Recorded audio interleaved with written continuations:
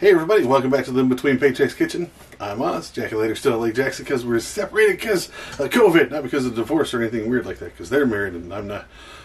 Well, let's just get into the food.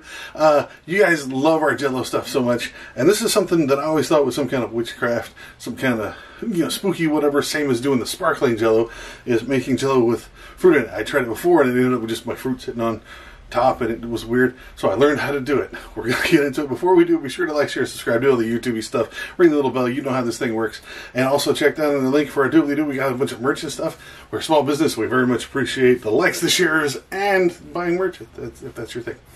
Let's get into it. Even simpler than my last one. You're going to need some Jell-O. Depends on the size. You're going to need some water for the Jell-O. Look on the back. It'll tell you how much. And some fruit. Usually about a cup to every 2 cups of the Jell-O is how we're doing it. I'm using blueberry because it's nice. You're going to need a bowl of some kind. Hopefully one that'll stand heat and freezing.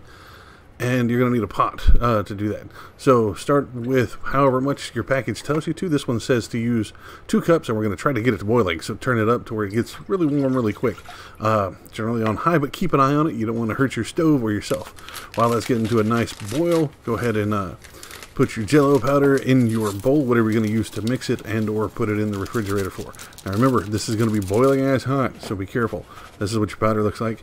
So generally you want to put it on something solid and pour it, but it's too far away from my camera, so please be very, very careful with this. Just go ahead and put the 2 cups or Jell-O or whatever it tells you to use, usually 1 for the smaller batches, 2 for the larger ones. Put that in there. So then get you a whisk. Whisk works really well, or even a fork is fine, a spoon is fine, and you want to stir it for about 2 minutes. Now, it's important you just want to keep stirring it until it disappears, but if you don't stir it enough, you're going to end up with some super thick like Jell-O down at the bottom with like regular Jell-O at the top. So be sure to get a nice good stir, good for 2 minutes. Then it tells you to add cool water. So this one asks for 2 cups of cool water. Go ahead and put that in there. That's your Jell-O mix. Give it a nice big stir. Doesn't have to be as thorough as before. You're just mixing the stuff that is really saturated with just your cool water. But if you don't, again, you'll end up with a really thick stuff on the bottom. Or just like a thin or thick skin stuck to your bowl and stuff, and that's never good, especially if you're adding stuff to it. Put it in your fridge for 2 hours. While you're doing that, let's get our fruit prepared. Now, I'm using blueberries, which are super simple. You just got to wash them. Be sure to get the little stems and stuff out of them, and make sure you get rid of any squished ones.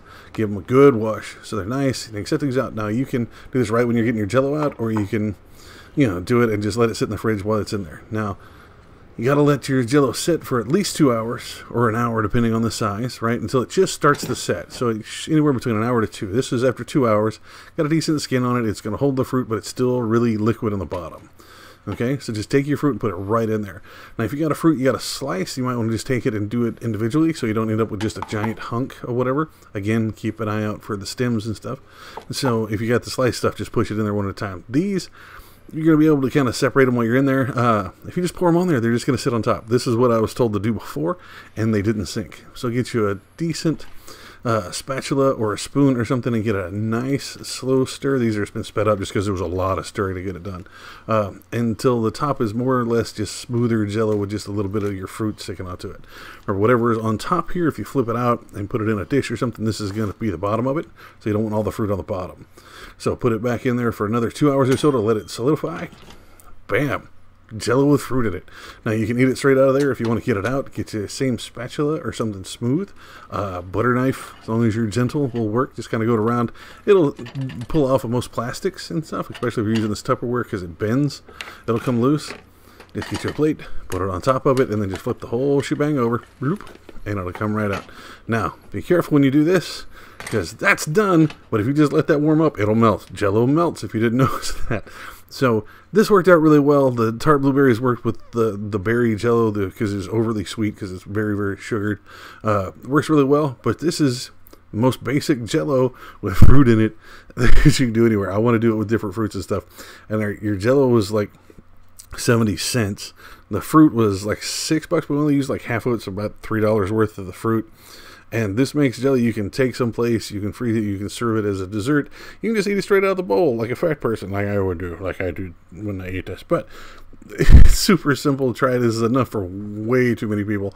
Like I said, it's 4 cups and then 2 cups of fruit, so it's amazing. And there you have it, folks. Super simple, super fast. Jell-O with fruit in it. I always thought it was witchcraft, but I just didn't know how to do it. But now you do. If you do it differently, you want to see us do it differently, you want to see us do it with your kind of favorite fruit, because I'm all up for having extra Jell-O at the house. Let us know. Put it down in the comments. That's what they're there for. You can also find us on social media. Let us know over there. You can find us on Facebook, Pinterest, Patreon. You can find us all those at Living Between Paychecks Kitchen. You can also find us at Instagram at Living Between. And you can find us over on TikTok, yeah, under just my personal name. It's OzWeNerdy. I'm putting some small stuff up there. I might convert it, do another one, but we're just kind of testing it out. So look over there and see if you like it, and that'll be awesome. And I'll see you guys next time. I'm going to eat some more of this Jell-O. Y'all be safe, all right?